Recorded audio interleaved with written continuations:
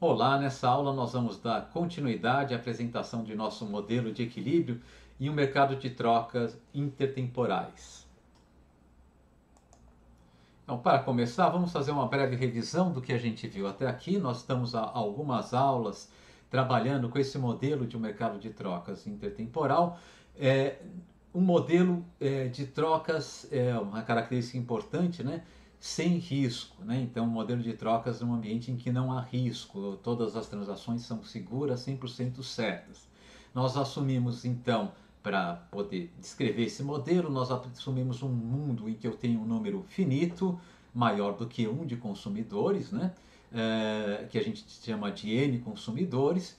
Eu tenho T períodos, né? T maiúsculo períodos, tá? Ou seja, eu vou, com tempo discreto, isso significa que eu vou ter mais uma datas, né? A data 0, a data 1, a data 2, né? E assim por diante, até a data T maiúsculo.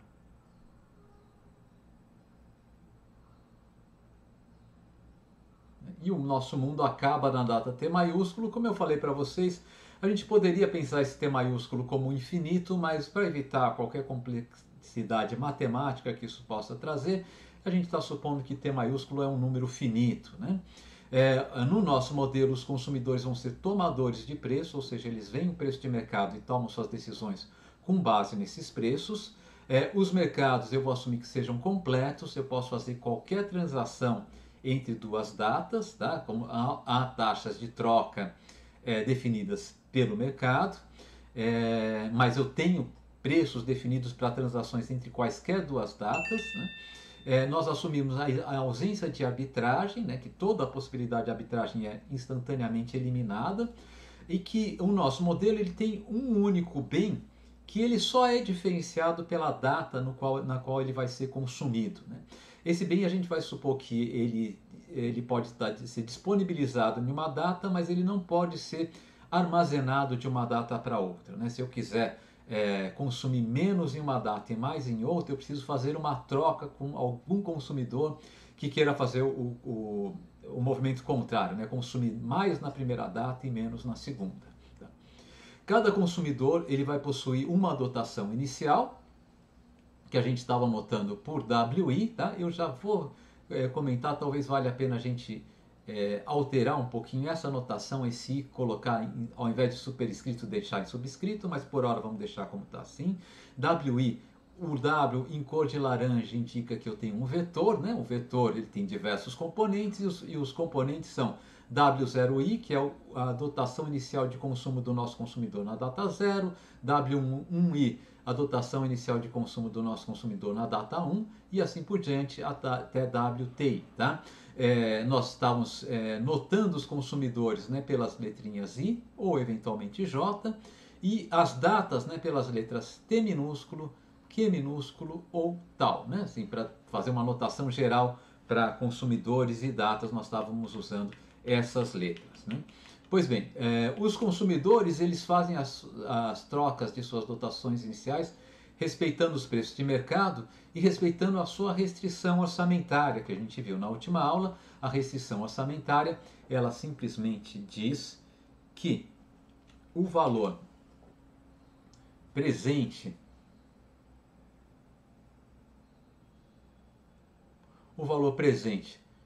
do meu plano de consumo, ou seja, daquilo que eu quero consumir em cada uma das datas, seja igual ao valor presente da minha dotação inicial, né? Ou seja, né, o valor presente daquilo que eu tenho direito a consumir nas condições iniciais desse modelo em cada uma das datas. Né? O que eu posso fazer é trocar minha dotação inicial com outro consumidor, mas eu tenho que respeitar essa regra. Né? Essa regra, a gente viu, respeitar essa regra é uma condição necessária se eu imponho as condições de mercados completos, sem custo de transação e sem arbitragem. Tá? Bem, essa regra, né, que é a restrição orçamentária do nosso consumidor, ela pode ser reescrita, né, dessa maneira aqui, tá? E que para a gente vai ser interessante pensar também dessa maneira. E a regra reescrita dessa maneira está dizendo simplesmente que o valor presente do excesso de consumo, do meu consumo sobre minha dotação inicial em cada data, tem que ser igual a zero, né? Isso quer dizer basicamente que se eu consumir mais do que eu tenho em uma data, eu vou ter que consumir menos do que eu tenho em pelo menos uma outra data, né? Eu vou conseguir ganhar mais consumo em uma determinada data simplesmente abrindo mão de consumo em outra data e trocando esse consumo do qual eu abri mão para aumentar o consumo na data que eu quero aumentar o consumo, né? Então eram essas as nossas condições. Então nós tínhamos um problema de otimização que consistia em o nosso consumidor, de fato, né, ele vai se defrontar com um problema que consiste em escolher o perfil de consumo mais adequado para ele, né, quanto ele vai consumir na data 1, na data 0, na data 1 até a data T. Tá? O mais adequado, eu quero dizer, o mais preferido, né, o de maior utilidade, ele quer achar o perfil de consumo de maior utilidade, o perfil de consumo que maximiza a sua utilidade, dada a restrição orçamentária. Né? E, de fato, dada a restrição também de que o meu consumo em qualquer data tem que ser não negativo, ele tem que ser maior ou igual a zero. E para encontrar, né, a solução do problema do nosso consumidor, nós montamos, né, um Lagrangiano que expressa de fato a nossa função objetivo, que é a função de utilidade. Ele expressa a nossa função objetivo, né, menos as nossas restrições multiplicadas, né, por um multiplicador de Lagrange. Então aqui essa restrição, né, essa primeira restrição que eu destaquei aqui, lambda somatório de PT0 CTI menos WTI, tá, é a restrição orçamentária, né? E essas restrições que estão nesse somatório, né, MT vezes CTI, são os multiplicadores de Lagrange que multiplicam a restrição de consumo não negativo. As nossas condições de máximo requerem, né, que, dado esse lagrangiano, algumas restrições sejam atendidas, algumas condições sejam atendidas, e essas condições são que as derivadas do lagrangiano em relação a cada uma das minhas variáveis de controle, o que meu consumidor controla, quanto ele vai consumir em cada data, né? Dadas as restrições, evidentemente, tá? Mas a derivada do meu lagrangiano em relação a cada variável de controle tem que ser igual a zero, e as derivadas do nosso lagrangiano em relação a cada um dos multiplicadores de Lagrange, ou seja, em relação a lambda, em relação aos meus multiplicadores μt, sejam também iguais a zero, né? Bem, essas derivadas em relação aos multiplicadores de Lagrange simplesmente reintroduzem, né, as nossas restrições, tá? E as derivadas parciais em relação às nossas variáveis de controle dão alguma informação adicional interessante para a gente achar a solução do nosso modelo. E o que a gente viu que resolvendo, né, essas condições, nós chegávamos, tá, a essa condição aqui de utilidade máxima, né? Ou seja, quando o nosso consumidor ele maximiza a sua utilidade, tá? Se nessa escolha que maximiza a utilidade eu tenho o consumo na data T maior do que zero e o consumo na data Q também maior do que zero, tá? Então eu estou atendendo aquela restrição de consumo não negativo com folga, né? Nesse caso aqui, tá? A gente pode chegar a essa igualdade que está dentro dessa caixa aqui, né? E essa igualdade simplesmente está dizendo o seguinte: a razão entre as utilidades marginais do consumo na data T e o consumo na data Q vai ser igual ao preço do consumo na data T expresso em unidades de consumo na data Q. A gente interpretou esse resultado, né? Mas esse resultado é um resultado que não deve ser surpresa para vocês, é um resultado que está dizendo que eu tenho que ter igualdade entre taxa marginal de substituição do consumo de dois bens. Aqui os bens são bens datados, né? Mas enfim, são dois bens. Então eu tenho que ter a igualdade entre a taxa marginal de substituição entre o consumo de dois bens e o preço relativo do consumo desses dois bens, né? O preço do consumo na data Q em unidades de consumo na data Q é o preço do consumo da data T dividido pelo preço do consumo na data Q. Então é um preço relativo, simplesmente isso que está sendo dito, tá? Nós também exploramos, né, que caso eu tenha uma solução de canto, essa igualdade não precisa ser atendida, né? De fato, se eu tiver uma solução de canto com consumo na data Q igual a zero e na data T maior do que zero, tá? O nosso lado esquerdo pode ser maior do que o nosso lado direito. Tá? E se eu tiver uma solução de Cantor com o consumo na data t igual a zero e o consumo na data q maior do que zero, o nosso lado esquerdo pode ser menor do que o lado direito dessa igualdade que está dentro dessa caixa. Né? Mas sempre que eu tiver consumo positivo nas duas datas, eu devo esperar a igualdade entre taxa marginal de substituição e preço relativo. Isso não deve ser novidade para vocês, isso é um resultado de teoria microeconômica 1. E esse resultado pode ser explicado graficamente, né, no caso em que eu tenha um modelo com apenas um período, né, e duas datas, a data 0 e a data 1. Tá?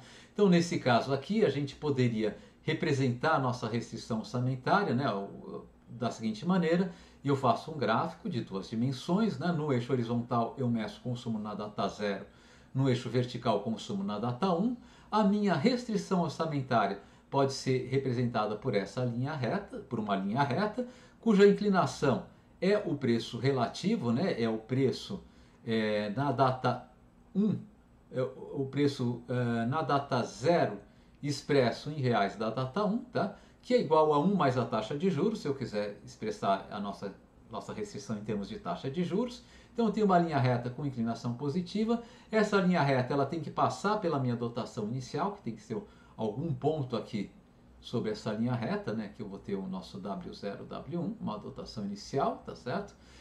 E o meu consumidor tem que consumir sobre essa linha reta, né, no trecho dessa linha reta em que o consumo dos dois bens é não negativo, ou seja, sobre esse segmento de reta que está desenhado aqui. A gente desenhou um mapa de curvas de nível da nossa função de utilidade, que são as curvas de indiferença, e o equilíbrio do nosso consumidor se dá na curva de nível mais elevada da nossa função de utilidade, que ainda tem ponto em comum com a nossa restrição orçamentária. Nesse ponto de equilíbrio, que é esse ponto aqui, né, eu tenho a nossa curva de indiferença tangenciando a minha linha de restrição orçamentária, a inclinação da nossa curva de indiferença é a taxa marginal de substituição, e a inclinação da minha linha de restrição orçamentária é o preço relativo, portanto, no equilíbrio eu tenho igualdade entre taxa marginal de substituição e preço relativo. Então, basicamente, foi isso que a gente viu na última aula, né? A gente fez até um exemplo numérico ilustrando isso, e vamos partir agora, então, desse resultado, né, para tentar chegar até as condições nas quais eu tenho um equilíbrio geral dessa economia, ou pelo menos descrever, né, o equilíbrio geral dessa economia. E para prosseguir vai ser conveniente para a gente alterar um pouquinho a notação que a gente estava fazendo até aqui. Eu vou usar essa notação agora, C subscrito I, vírgula 0, quer dizer, é o consumo do consumidor I na data 0. C subscrito I, vírgula 1 é o consumo do consumidor I na data 1 e assim por diante. Né? Até aqui a gente estava usando o índice indicando o consumidor como um superescrito da letra C. Eu vou colocar como subscrito a partir de agora, porque a gente pode reservar o superescrito para uma outra coisa. Tá? E a gente vai convencionar aqui o vetor que descreve o plano de consumo do nosso consumidor, ou seja, quanto ele vai consumir em cada data, vai ser a letra em negrito, e aqui no nosso caso em cor de laranja, né, com o superescrito na data I. Tá? Então isso aqui é o vetor de consumo do nosso consumidor, ou plano de consumo do nosso consumidor. Tá? Eu vou usar a mesma convenção, basicamente, para descrever, tá, a dotação inicial do nosso consumidor I, né? Então vai ser WI, agora o I está subscrito, né? A gente está usando superescrito até aqui, tá? E numa data específica, por exemplo, na data 1 é W subscrito I, vírgula 1, tá? Na data T, W subscrito I, vírgula T, e assim por diante, né? O vetor de preços, tá? Eu não sei se a gente já estava usando isso, mas eu vou usar o vetor em negrito, ou no nosso caso aqui em uma cor diferenciada, a cor de laranja, tá? O vetor de preços vai ser o vetor, tá, de todos os fatores de descontos para a data 0, né? Ou seja, o preço dos bens em cada uma das datas expresso em unidades da data 0. Né? Quantas unidades de consumo da data 0 são necessárias para adquirir uma unidade do consumo em cada uma das respectivas datas. Tá?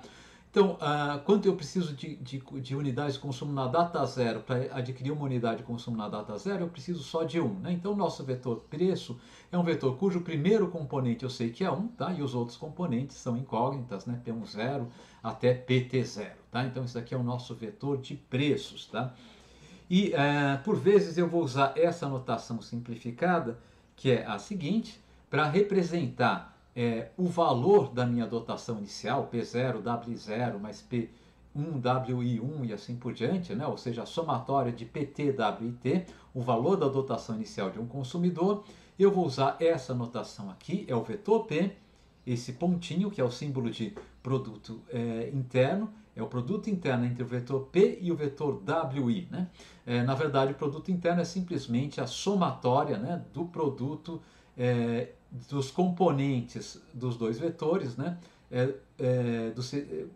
pareados. Né? Então, o componente 0 vezes o componente 0 do vetor de preço vezes o componente 1 do vetor de dotação inicial, componente 0 do vetor de preço vezes o componente 0 do vetor de dotação inicial, mais o componente 1 do vetor de preço vezes o componente 1 do vetor de dotação inicial e assim por diante. Tá? Então, basicamente, isso daqui é simplesmente o símbolo dessa somatória aqui. Às vezes fica mais enxuto usar essa notação, por vezes vai ser conveniente para a gente fazer isso. A mesma coisa vai valer, né, se eu quiser calcular o valor do meu plano de consumo, tá? Que eu só troquei as letrinhas W pela letrinha C, né? Então não fiz mais nada além disso, tá? Então essa notação eu vou passar a usar agora. Então agora vamos definir, tá, um novo conceito, que é o conceito de função de demanda. Vocês já viram isso, né? Mas vamos só definir para ficar fechado aqui a nossa exposição. Bem, então, definida a nossa função de demanda, eu posso agora dizer o que a gente vai entender por um equilíbrio geral na nossa economia. Tá? Então, nós vamos dizer que um vetor de preços P e uma alocação de consumo C1, C2 até Cn, uma alocação de consumo simplesmente é uma descrição de todos os planos de consumo de todos os consumidores. Né? Então, eu estou aqui dizendo qual que é o plano de consumo do consumidor 1, do consumidor 2 e assim por diante. Quanto cada consumidor vai consumir em cada data nessa economia, tá? Então, um vetor de preços P e uma alocação de consumo C1, C2 até Cn, eles são chamados de vetor de preços e alocação de equilíbrio, vetor de preços de equilíbrio e alocação de equilíbrio. C e somente C é uma definição. Primeiro, tá? O vetor de consumos atribuído ao consumidor I é o vetor que ele demanda, tá, a esses preços. Então, o consumidor I, quando ele consome esse vetor de consumo CI, ele está maximizando sua utilidade. Então, na alocação de equilíbrio, todos os consumidores estão maximizando sua utilidade, dada a sua restrição orçamentária. Tá? E segundo, para cada data, se eu somar tudo que foi consumido nessa data por cada consumidor, tá? Essa soma vai ser identicamente igual ao total que foi consumido, tá? Ao total de dotações iniciais de consumo nessa data. Ou seja, na nossa alocação de equilíbrio, eu não estou criando consumo, eu só estou redistribuindo o consumo que existia originalmente. Tá? Então, eu não crio consumo em datas diferentes, eu simplesmente transfiro o consumo de um consumidor para o outro. Né? Essa daqui é uma restrição, então, de atender, eu tenho que atender a minha restrição orçamentária. Né? O consumo na data zero de todos os consumidores vai ser necessariamente igual, né, ao consumo na data, as dotações iniciais de consumo na data zero, a soma das dotações iniciais de consumo na data zero. Tá? Eu não consigo criar mais consumo na data zero, eu só estou redistribuindo esse consumo entre os consumidores. Tá? Tem uma maneira mais sucinta de escrever essa segunda condição, né, que usando uma notação vetorial, que seria a somatória de I igual a 1 até N, aqui do vetorzinho dos vetores de consumo, né, os planos de consumo de cada consumidor. Tá? Então, a somatória dos CIs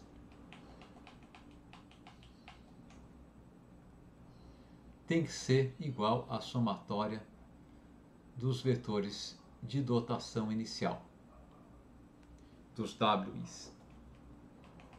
Isso aqui fica como uma notação mais sintética, né? Porque aqui eu não preciso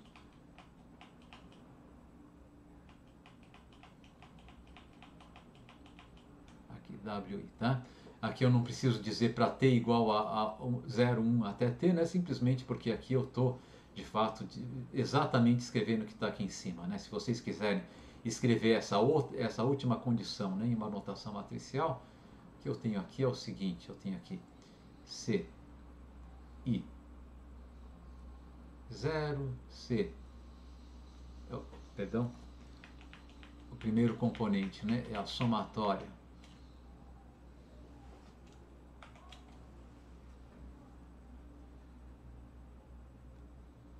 entre os consumidores, né, do C e 0, o segundo a somatória entre os consumidores do C e 1, e assim por diante, né, até a somatória para todos os consumidores do C e T. Esse vetor, tá, que corresponde, né, a esse vetorzinho aqui, tem que ser igual ao vetor das somatórias em cada uma das datas das dotações iniciais, né? Somatória e para todos os consumidores de W e 0, segundo componente a somatória para todos os consumidores de W e 1, e assim por diante, até a somatória para todos os consumidores de W e T, né? Esse segundo vetor aqui é esse vetor aqui, tá? Então é simplesmente uma notação um pouquinho mais limpa, tá? Então isso que a gente entende por equilíbrio geral, né? Como que a gente resolve, né? Como que a gente encontra o equilíbrio geral de uma economia? A gente encontra o equilíbrio geral de uma economia procurando um vetor de preços que faça com que as quantidades demandadas sejam compatíveis com essa condição aqui, tá? Então, na verdade, o equilíbrio geral, a gente encontra o equilíbrio geral quando a gente resolve o seguinte sistema de equações, né? Eu vou fazer aqui aberto, tá? Mas, enfim, a somatória das quantidades de I igual a 1 até N, né? Das quantidades demandadas, tá, pelo consumidor I, na data 0, né? Quantidades demandadas, tá, ao vetor de preços P,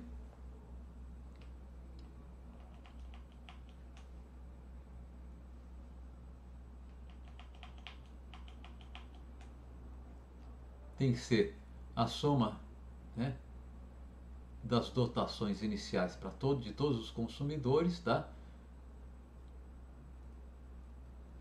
na data 0, né? Isso tem que valer para todas as datas, né? Então aqui eu vou ter soma de I igual a 1 até N de C e 1, quantidade demandada na data 1,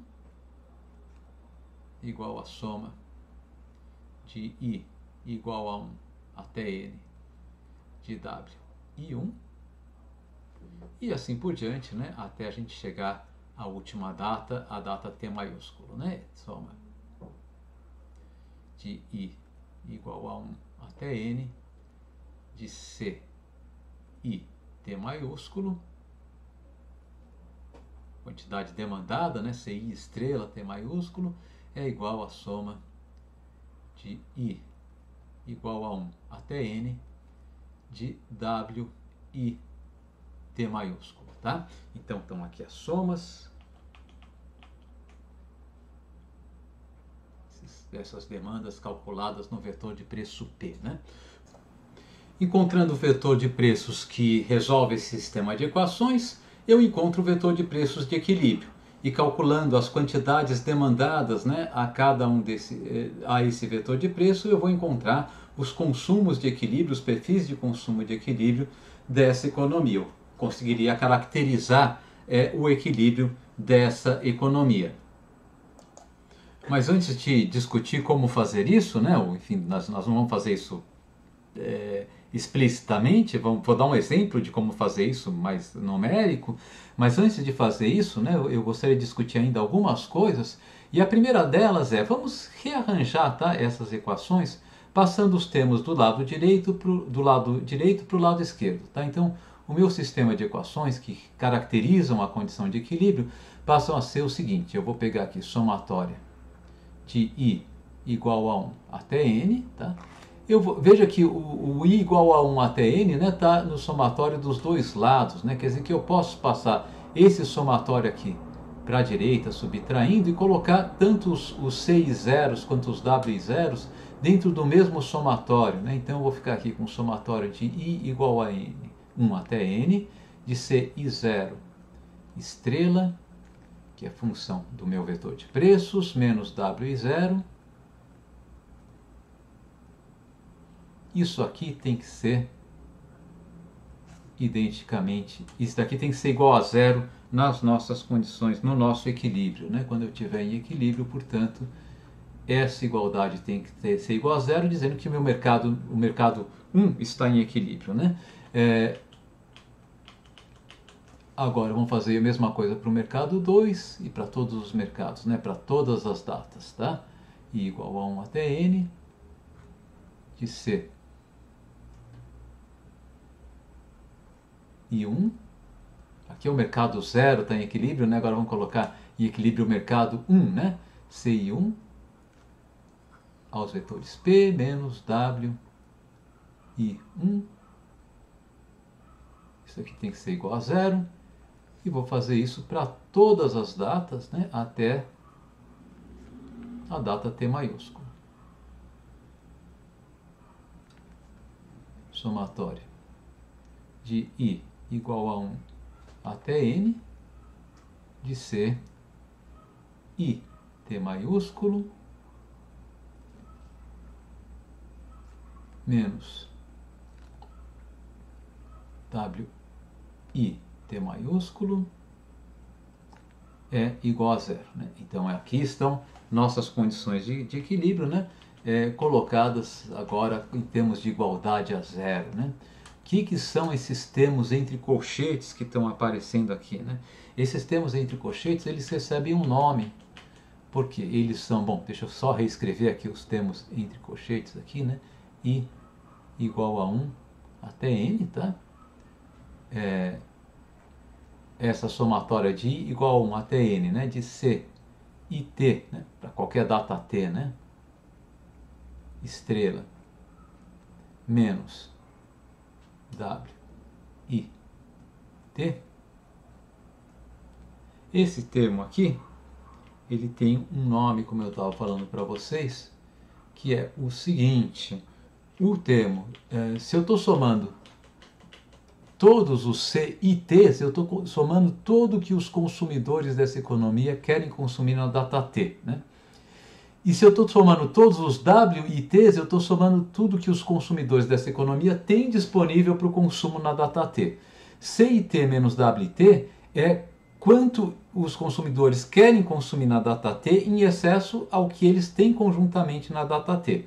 A condição de equilíbrio é que eles queiram consumir exatamente o que eles têm na data T, né? O que só vai acontecer é alguns consumidores vão consumir menos do que tem na data T para que outros possam consumir mais do que tem na data T, né? Então esse perfil de consumo continua factível, né? Bom, mas isso aqui eu chamo de excesso agregado de demanda na data T.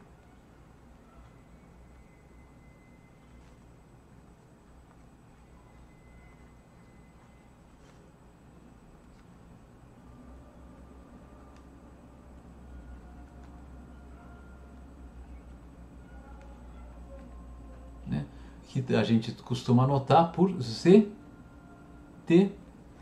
que é, por sua vez, uma função do vetor de preços, né? Quando o vetor de preços variam as quantidades demandadas, eu vou ter diferentes excessos agregados de demanda, né? Então isso quer dizer o seguinte, que a nossa condição de equilíbrio pode ser expressa de uma maneira mais sintética, né? Tá? É essa condição aqui, né? É essa condição aqui, mas pode ser expressa da seguinte maneira: Z0 e Z0 de P igual a Z1 de P igual a Z2 de P igual a Z3 de P igual a ZT de P, que é igual a zero.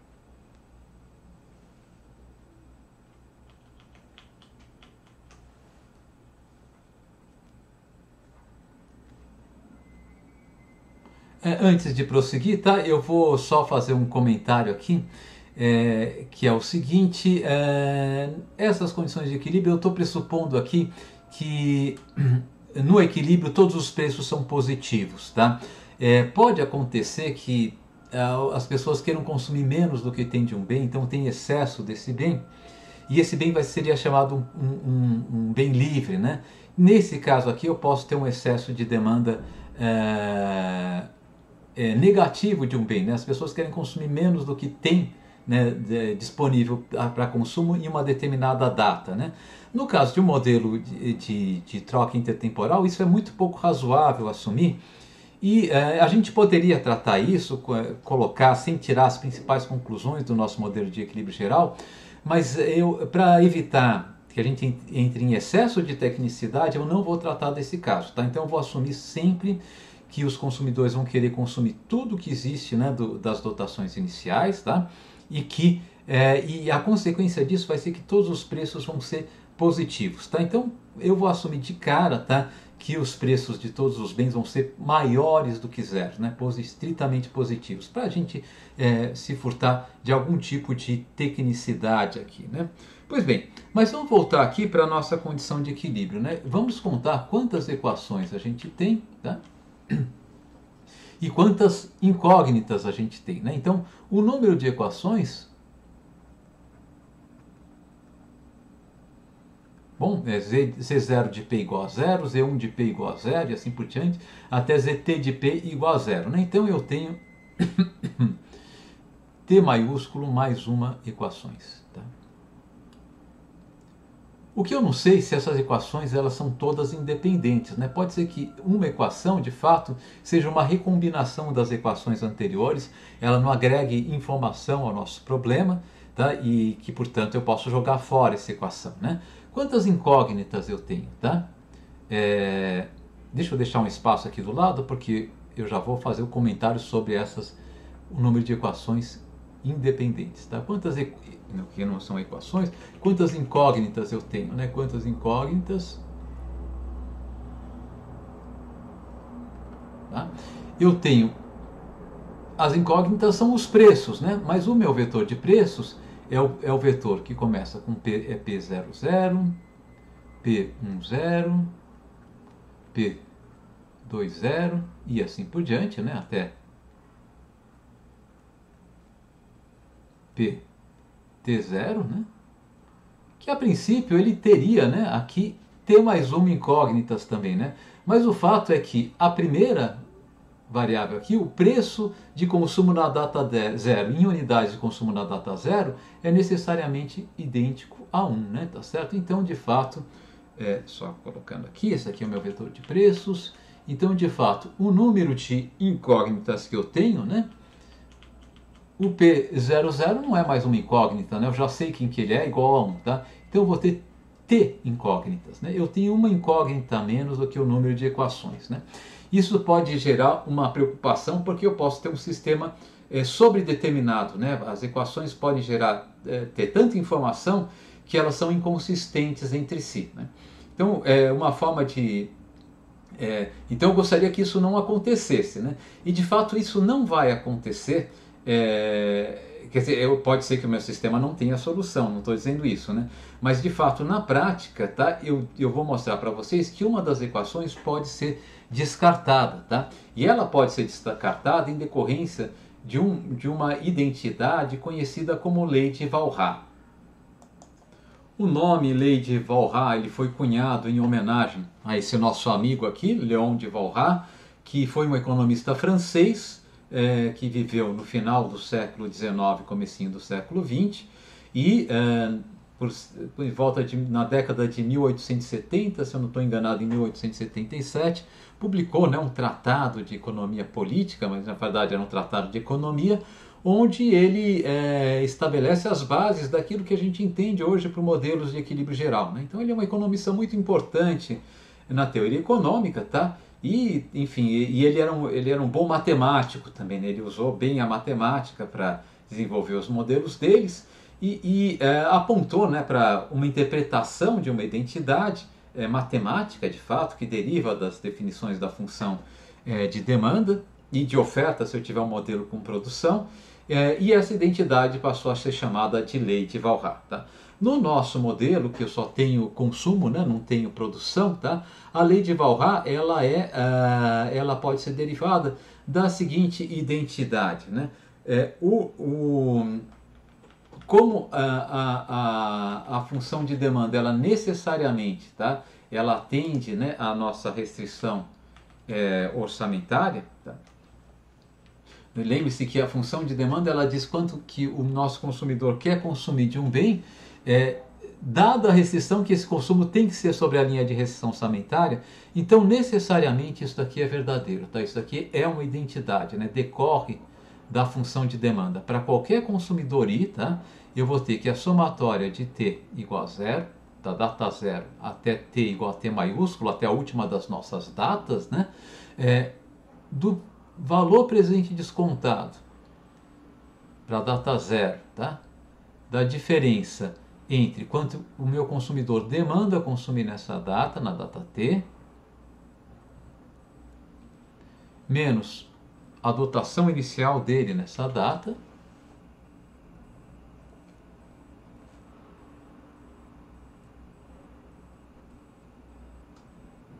isso daqui é identicamente igual a zero, né? De fato, isso daqui é uma mera consequência do fato que eu estou dizendo que as quantidades demandadas, elas têm que, combinadamente, né, estar sobre a restrição orçamentária, tem que atender à restrição orçamentária, tá? Então isso aqui é uma consequência da definição da função de demanda. Isso daqui é verdadeiro para todos os consumidores, I igual a 1, 2 até N, né? E qualquer vetor de preços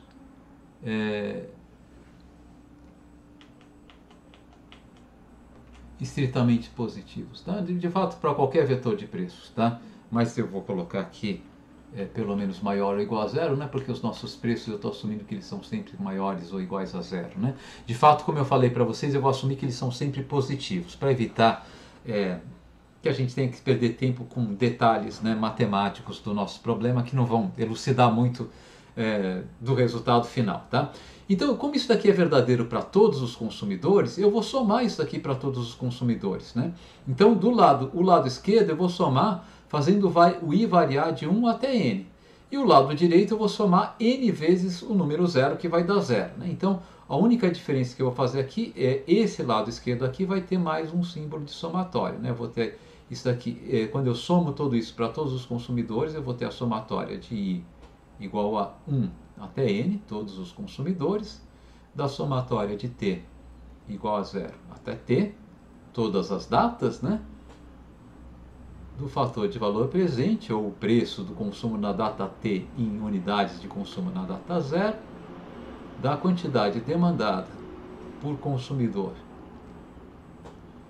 na data t, aos preços P, menos a dotação inicial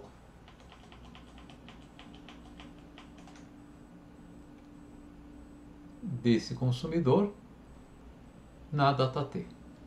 Esse duplo somatório também é igual a zero, né? Eu somei os somatórios aqui. Agora, eu posso trocar esses somatórios de posição sem problemas, né? Assim, não tem ninguém aqui no meio dos somatórios, então eles podem trocar de posição. Eu vou ficar com a seguinte expressão: somatório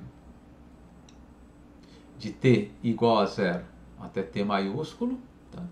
Do somatório de i igual a 1 até n, pt0,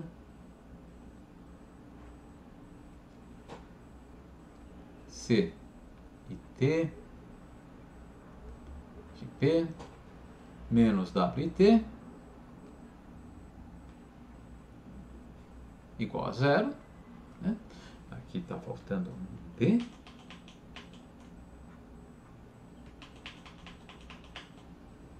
Agora, esse PT0 aqui, ele não depende de I, né? E ele está multiplicando, ele só aparece multiplicando esses termos aqui entre colchetes. Eu posso tirar esse PT0 para fora da segunda somatória, e eu vou ficar com somatório de t igual a zero, até T maiúsculo de PT0,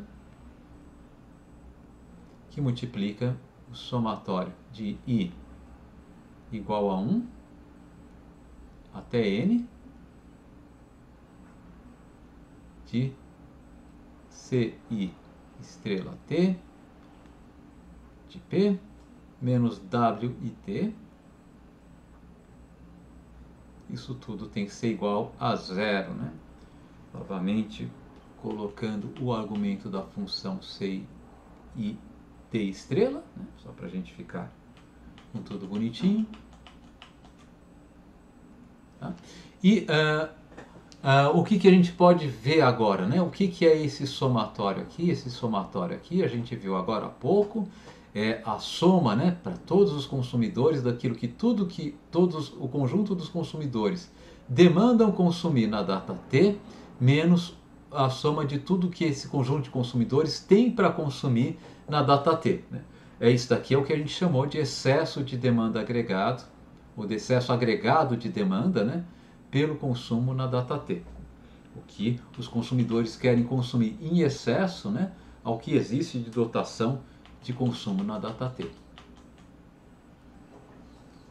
Então, na verdade, essa nossa identidade aqui pode ser escrita agora como a somatória de T igual a zero até T maiúsculo de P T0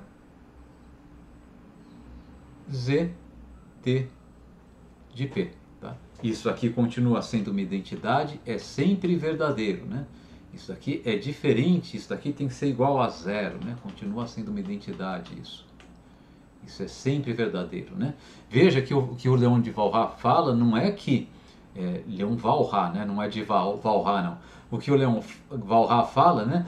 É que não estou dizendo que para todos os preços, né, os meus mercados estão em equilíbrio, mas para todos os preços, o valor presente descontado dos excessos agregados de demanda é sempre identicamente igual a zero, né? Esse preço aqui, PT0, a gente viu, pode ser interpretado como um fator de valor presente, né? Um fator de desconto a valor presente da data T, né?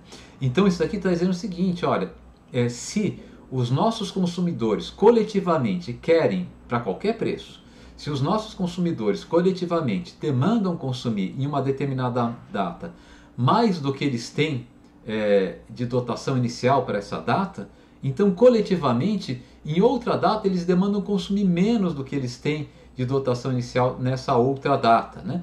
Isso vai implicar então vai fazer com que os excessos de demanda agregado que o Leon de Walras está falando, os negativos vão compensar os positivos, né?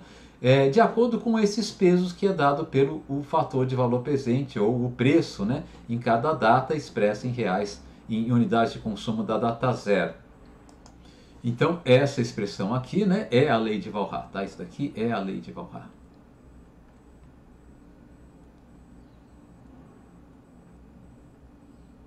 Tá?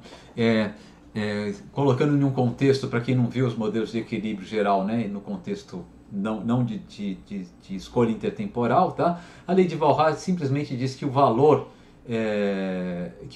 dos excessos de demanda agregados, os excessos agregados de demanda, é identicamente igual a zero, né? A soma dos valores dos excessos agregados de demanda é identicamente igual a zero, que é exatamente esse resultado que a gente tem aqui, tá? Então essa é a famosa lei de Walras. O que essa lei de Walras ela implica, né, em termos das nossas equações de equilíbrio? Então vamos fazer o seguinte, vamos pegar aqui esse sistema de equações aqui, né, essa equação aqui, e vamos resolver isso daqui para o último termo do nosso somatório, né? O último termo do nosso somatório, ele é o termo quando o T minúsculo é igual a T maiúsculo, né? Quando eu estou na minha última data aqui, tá? O último termo desse meu somatório é, portanto, P T maiúsculo, vírgula 0, Z T maiúsculo de P, o valor presente, né, excesso agregado de demanda na data T maiúsculo, na última data aqui do nosso modelo, tá? Ele, e dessa equação aqui, eu estou dizendo que ele tem que ser igual a um negativo, isso daqui somando com todos os outros valores, valores presentes descontados dos excessos de demanda, tem que ser iguais a zero, né? Então, passando para o outro lado, né, todos os valores presentes descontados dos excessos agregados de demanda em todas as outras datas, tá? Eu vou ficar do outro lado com menos a somatória do T minúsculo percorrendo todas as outras datas que não a data T maiúsculo, né? Então, de T minúsculo igual a zero até T menos 1, de P T minúsculo, vírgula 0, Z de T minúsculo, de P.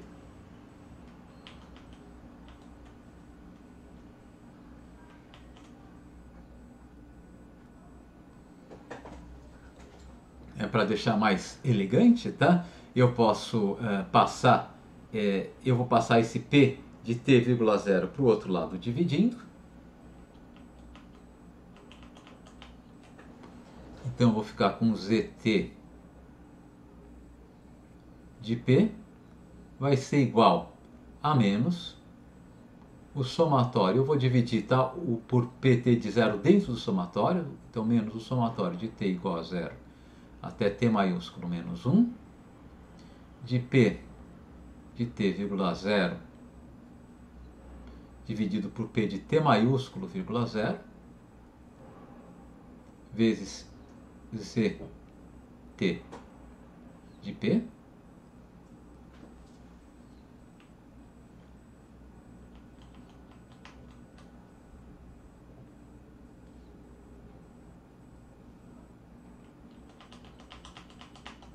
e essa expressão aqui, né, essa fração aqui, P de T minúsculo, vírgula 0, dividido por P de T maiúsculo, vírgula 0, a gente já viu que é, tá, o preço do consumo na data T minúsculo expresso em valores da data T maiúsculo. A gente pode chamar isso aqui de um fator de valor futuro, né?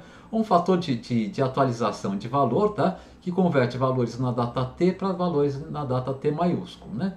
Mas de qualquer maneira, o que eu vou ter aqui é Z T de P. Então, usando, né, esse resultado aqui, vai ser o somatório de T igual a 0 até T menos 1,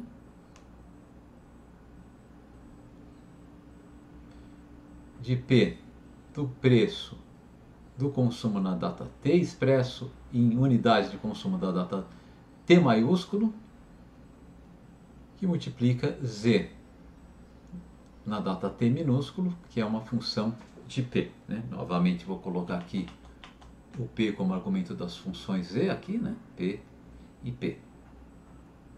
Tá? Então isso daqui é uma recolocação da lei de Walras, e o que a gente está vendo aqui, basicamente ela está dizendo o seguinte, olha, para qualquer data, eu fiz isso para a data T maiúsculo, né, que era mais conveniente de fazer isso em termos de notação, mas eu posso fazer esse isolar, né, o excesso de demanda, agregado de demanda de uma data, para qualquer data. E a lei de Walras está dizendo o seguinte, ó, o excesso de demanda agregado em uma das datas, de fato, é uma combinação linear, tá, do excesso de demanda agregado em outras datas, né? E quem dá o peso dessas combinações, tá, é o preço relativo, né, de consumo, ou o preço do consumo em cada uma dessas datas, tá, expresso em unidades de consumo da data que eu isolei aqui do lado direito, né? Bom, isso daqui está dizendo o seguinte, agora vamos voltar para as nossas condições nossa condição de equilíbrio, né? O que dizia a nossa condição de equilíbrio? Ela dizia, onde que está ela aqui? Aqui, ela dizia que os excessos de demanda agregado e que o excesso agregado de demanda em todas as datas tem que ser iguais a zero, né? E o que eu estou dizendo, o que a lei de Walras está dizendo aqui, é que essa condição, tá, ela tem essas equações não são linearmente independentes, né? A última equação, tá, é uma combinação linear das T primeiras equações, né? E uma consequência disso é o seguinte, Se eu achar, tá, um vetor de preços que iguale z de t a zero, tá, para todos os t's entre 0 e t menos 1, então necessariamente o z de t maiúsculo também vai ter que ser igual a zero, né? Isso significa que se os t primeiros mercados estão em equilíbrio, então o t mais um ésimo mercado, né, o próximo mercado, o último mercado, também necessariamente está em equilíbrio. Para achar o equilíbrio da nossa economia, tá, eu vou precisar resolver apenas t equações de t mais uma equações, né? Uma dessas equações, dessas t mais uma equações, ela é supérflua, eu posso jogar ela fora, tá? Esta aqui é a principal consequência da nossa lei de Walras, e ela, de certa maneira, dá uma atenuada, né, naquela nossa preocupação que a gente tinha, que a gente falou, olha, pode ser que o nosso equilíbrio, nosso sistema de equações que determina, né, a existência de um equilíbrio, pode ser que ele não tenha solução, né? De fato, o problema de eu ter um excesso de equações, ele não existe, tá? Eu tenho, no máximo, tantas equações independentes quanto eu tenho preços, né? Porque eu já vi que pelo menos uma das equações, tá, é uma combinação linear das outras equações. Deixe-me ilustrar isso com um exemplo, tá? Então considere um modelo muito simples, né, em que eu tenha um único período, né, ou seja, t igual a 1, isso é, eu tenho duas datas, tá, que são a data 0 e a data 1, tá? Eu tenho n igual a 2, tá? Ou seja, eu tenho dois consumidores.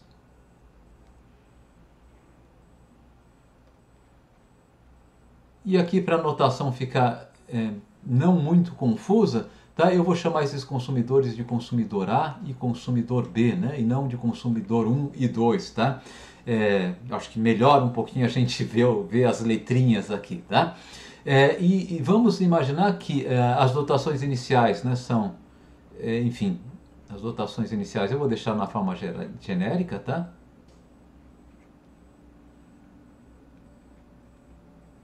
Eu vou notar, né? W a 0, a dotação inicial do consumidor 1 vai ser W a 0, W a 1, né? Aí a do consumidor 2 vai ser, do consumidor B, né, vai ser W B0, W B1. Tá? Assim a gente fica com uma letra para consumidor, né, e um número para data. Tá? No caso geral a gente não consegue fazer isso, mas nesse caso que eu só tenho dois consumidores, dá para fazer isso sem nenhuma dificuldade. Né? E imagine que as funções de utilidade sejam as seguintes. Tá?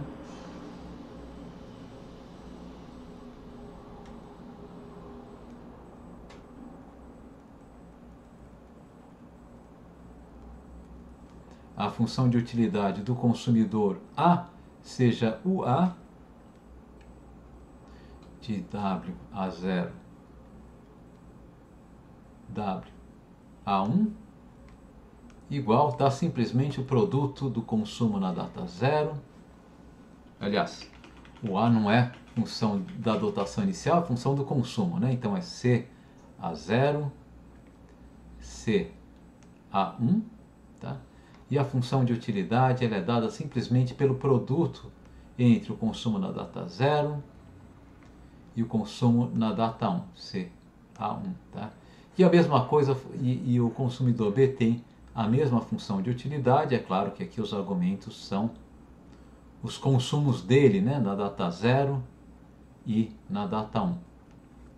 E vamos imaginar, né, que seja a mesma função de utilidade, CB0, CB1, ok? Tranquilo, né? Bom, eu peguei esse exemplo aqui porque a gente fez, né, na aula anterior, né, a gente calculou, né, quais são as demandas, né, dada essas funções de utilidade, tá? Dada para essa função de utilidade, tá? Bom, quantos preços eu tenho, né? Nessa economia eu vou ter o meu vetor de preços, né? Eu tenho, claro, o preço P 00 é igual a 1, né? O preço de uma unidade de consumo na data 0 expresso em unidades da data 0 é igual a 1, né? E o preço, eu vou ter um preço 0,1, que eu não sei como que é, tá? Mas como esse é o único preço diferente de 1 dessa economia, eu vou chamar isso aqui simplesmente de preço, né? Tá? Vocês também podiam chamar de 1 sobre 1 mais R, né? Como é comum se fazer, né? Quando eu estou falando, usando matemática financeira, tá? Mas para a gente talvez seja até mais conveniente usar simplesmente a letrinha P, tá? Então, qual que é, né? O que vai acontecer aqui, né? Eu vou fazer de novo, tá? Então, primeiro a gente tem que achar as funções de demanda dos nossos consumidores, né? Então, se eu olhar para o consumidor 1, funções de demanda, né?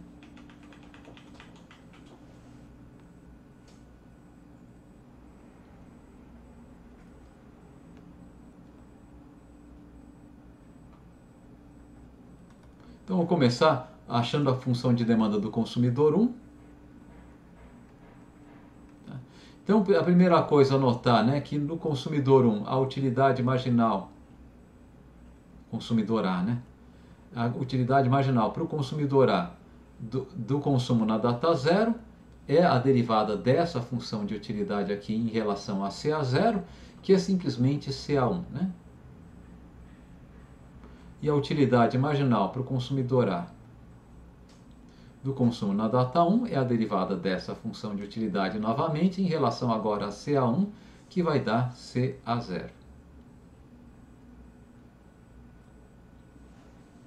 Então agora eu vou olhar as condições, né, de maximização de utilidade de primeira ordem desse consumidor, tá? Que é, primeiro, a razão, né, entre a utilidade marginal do consumo na data 0 sobre a utilidade marginal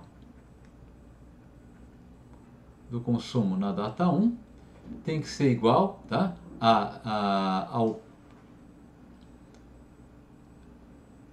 ao inverso do meu preço. Então vou colocar aqui invertido aqui, vou fazer a utilidade marginal do consumo na data 1 sobre a utilidade marginal do consumo na data 0 para o consumidor A tem que ser igual ao preço do consumo na data 1 expresso em reais da data 0, tá ok? E a segunda condição, né, simplesmente é que eu satisfaço a minha restrição orçamentária. Basicamente eu vou ter C0, CA0, né, menos WA0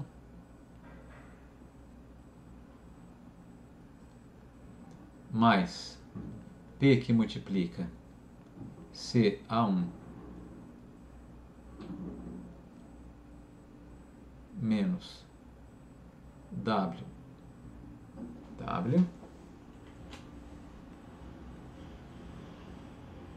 A1, isso aqui tem que ser igual a 0, né? Então aqui eu vou substituir na primeira equação as funções de utilidade marginal que a gente já achou aqui, né? A utilidade marginal do consumo na data 1 é CA0.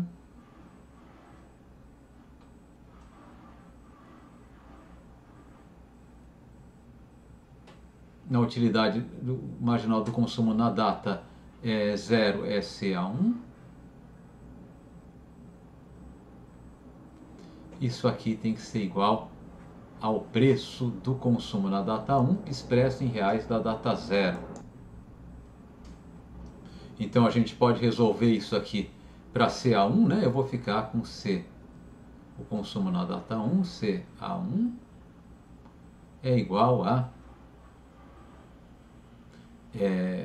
CA0 dividido por P.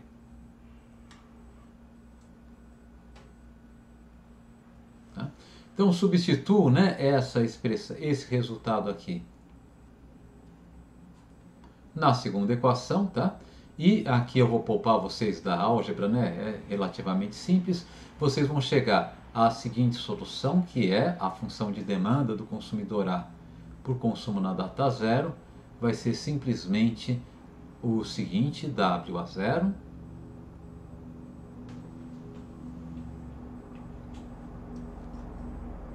WA0 mais P WA1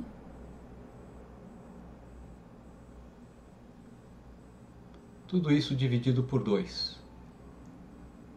E, obviamente, né, só substituindo nessa expressão aqui, eu vou ficar com CA1 igual a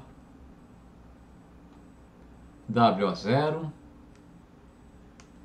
mais PWA1, tudo isso aqui dividido por 2P. Ok? E é claro, né, que se vocês fizerem a mesma brincadeira para o consumidor 2, tá? Ele é igual ao consumidor 1, né?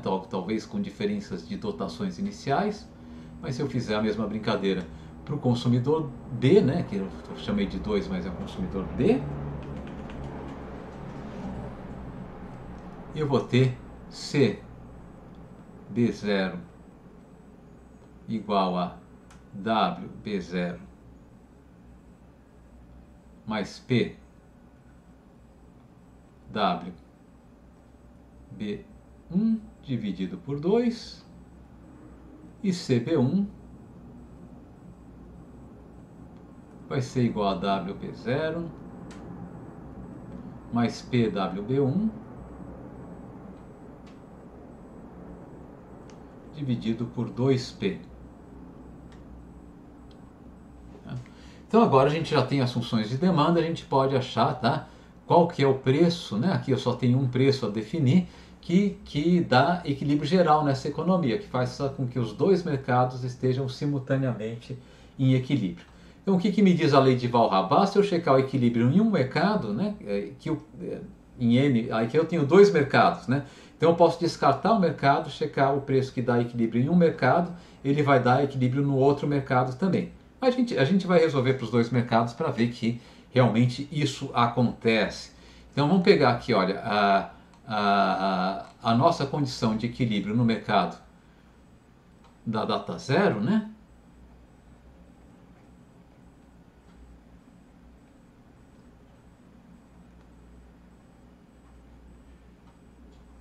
Ela requer que a quantidade, vamos chamar, deixa eu colocar aqui um asterisco, né, que é a quantidade que ele vai demandar, né, a quantidade ótima a ser escolhida pelos consumidores nessas funções aqui, né? Então o que ela vai requerer? Que a soma das quantidades demandadas, né, na data zero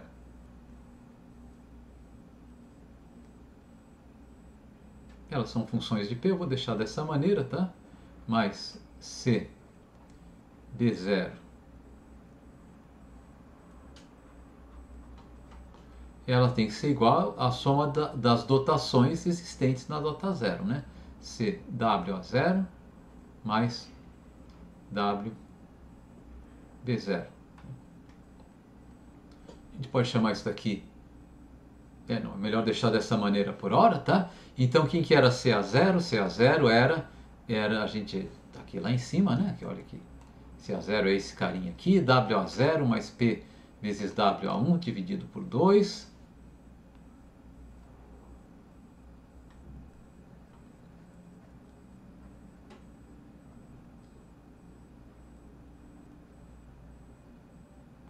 Dividido por 2, né? E o CB0 de P era WB0 mais P WB1 também dividido por 2. Isso aqui tem que ser igual a WA0 mais WB1 mais WB0, perdão.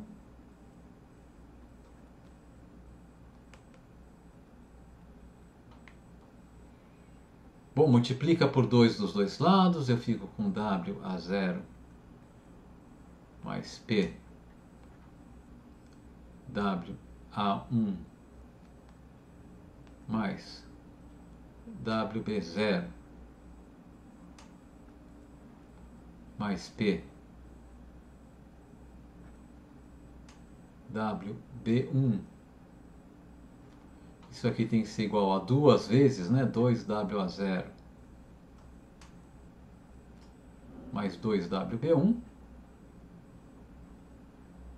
WB0, perdão, tá?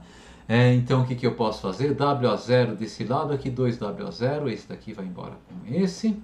Aqui eu tenho W a 0, posso descontar de um desses dois WB0 aqui. E agora a gente pode resolver isso daqui para P, né? Então primeiro eu coloco P em evidência do lado esquerdo, fica P que multiplica WA1 mais WB1.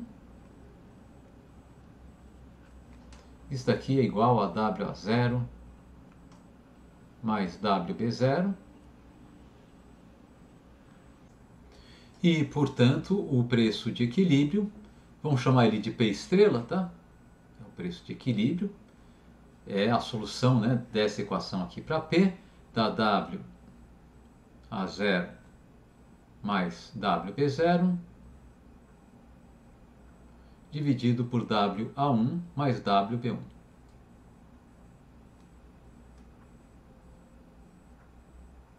Tá? Então vamos checar se isso daqui funciona mesmo, né? Então eu vou checar nos dois mercados, né? Se esse preço equilibra efetivamente os dois mercados. Se ele é uma solução, né, para equilíbrio dessa equação que a gente acabou de fazer, só para checar se a nossa conta está certo.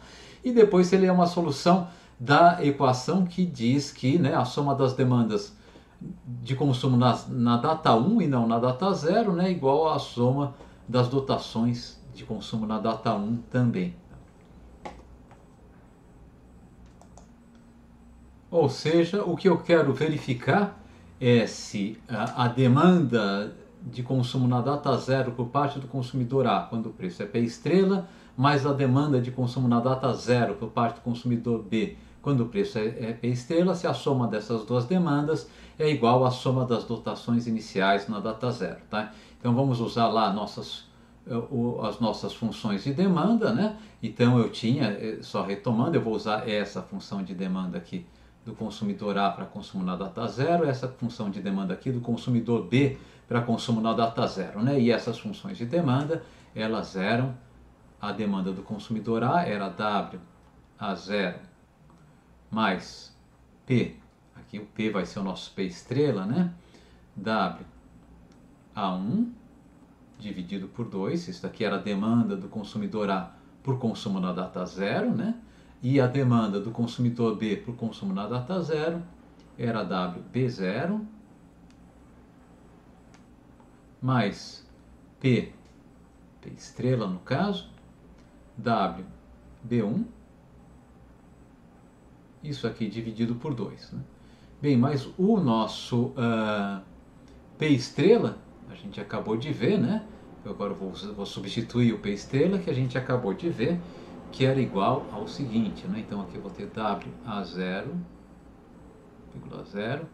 Então o meu P estrela, o que ele é? Deixa eu deixar mais alto aqui, senão vai ficar feio. Vai ficar pouco legível aqui o que eu vou escrever, tá? Então quem que era o meu P estrela? Meu P estrela era W a 0 mais W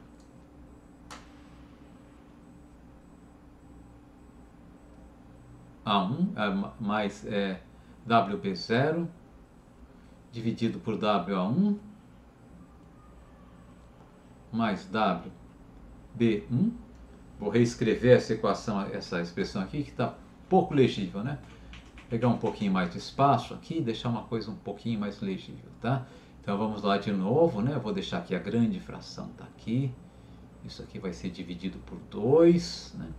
Então vai ser W a 0 aqui. Aqui eu vou ter o segundo termo, eu tenho P estrela multiplicando W a 1. O meu P estrela era W a 0 mais W B0 dividido por W a 1 mais W B1. Isso aqui eu vou ter que multiplicar por WA1.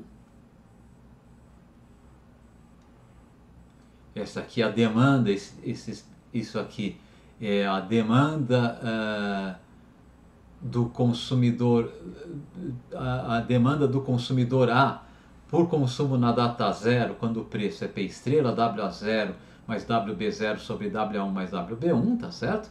E agora eu vou somar a demanda do consumidor B nas mesmas condições, para o consumo na data zero também, né? Então aqui vai dar WB0 mais WA0, meu P estrela era WA0 mais WB0 dividido por W A1 mais WB1. Agora isso aqui tudo vezes WB1.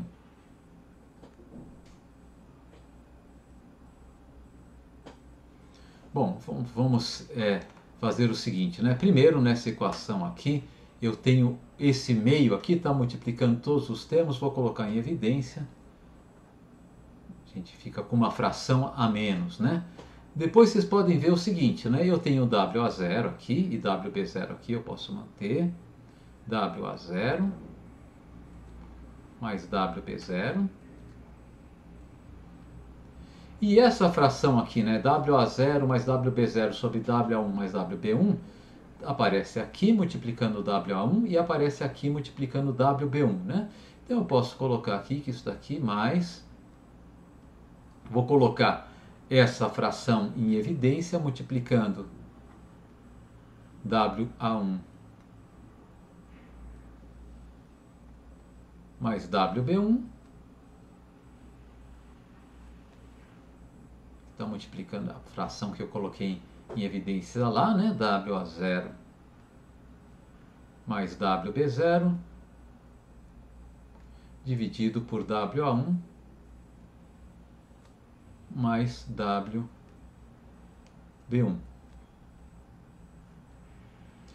Esse WA1 mais WB1 aqui no denominador cancela com esse W1 mais WB1 que está multiplicando, né, no numerador, tá? E o que eu vou ter aqui? Eu vou ter a WA0 mais WA0, 2WA0 mais 2WB0 vezes meio, que é simplesmente WA0 mais WB0. Portanto, a soma das quantidades demandadas, né, de consumo na data zero é igual à soma das dotações iniciais de consumo na data zero. Então, no mercado de consumo da data zero, o nosso preço está funcionando. A lei de Walras diz que se funciona, tá, em N-1 mercados, aqui eu tenho dois mercados, se funciona em um mercado, no segundo mercado vai funcionar também. Mas vamos só verificar, né? Então vamos checar aqui o mercado de consumo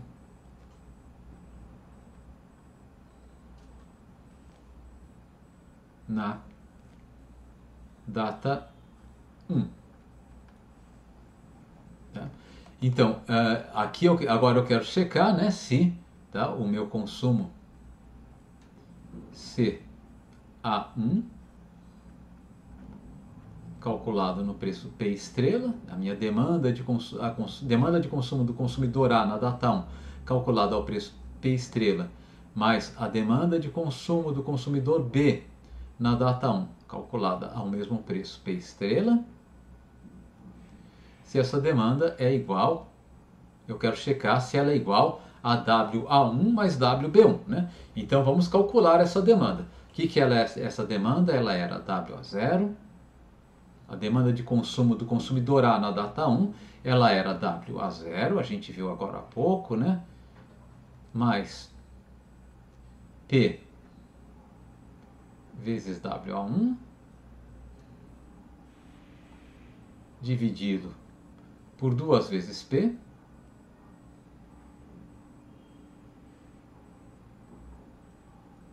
tá? Mais a demanda de consumo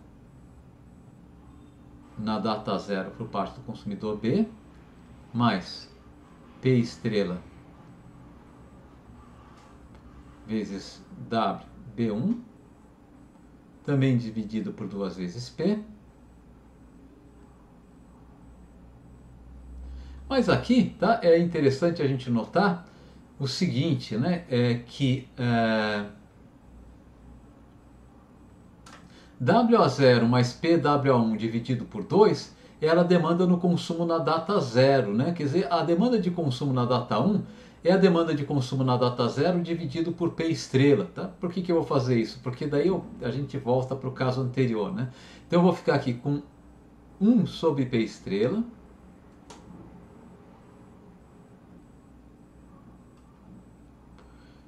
C estrela a zero, calculada no preço P estrela,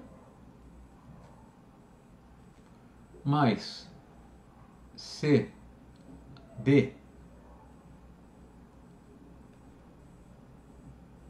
zero, calculado no preço P estrela, dividido por P estrela, né? Isso daqui novamente, tá? Eu vou deixar até lá em cima marcado, ó, porque quando a gente calculou essa função aqui, a demanda, né, do consumidor A na data 0 e na data 1, vocês podem ver que essa demanda do consumidor A na data 1, tá? É exatamente a mesma demanda do consumidor A na data 0, a única diferença é que esse preço aparece aqui, né? Então isso daqui é C estrela. Nesse caso particular, né, dessa função de utilidade, eu posso escrever dessa maneira, né? É C. Eu posso escrever dessa maneira aqui, é C estrela 0 de P estrela, né, como função de P estrela, dividido por P estrela. Deixa eu colocar aqui, né, em todas as nos dois casos, colocar aqui, deixar explícito, né, que